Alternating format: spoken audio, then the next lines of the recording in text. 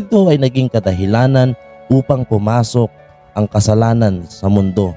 Dahil sa kanilang pagsuway ay pumasok ang kamatayan, gayon na din ang kasalanan. Ito ay ating mababasa sa Romans chapter 5 verse 12. Wherefore, as by one man sin entered into the world, and death by sin, and so death passed upon all men, for that all have sinned. Dahil sa kanilang pagsuway sa kalooban ng Diyos, pumasok ang kasalanan, maging ang kamatayan. Naging kadahilanan din na sila'y pinalayas ng Panginoon mula sa hardin. Pero alam nyo ba mga kapatid, bago pa sila Adan at Eva, meron ng unang nilikha ang Panginoon at walang iba kundi ang mga anghel. Kung gusto nyong malaman kung ano nga ba ang mga anghel, pwede nyong bisitahin ang aking video na may pamagat na iba't ibang uri ng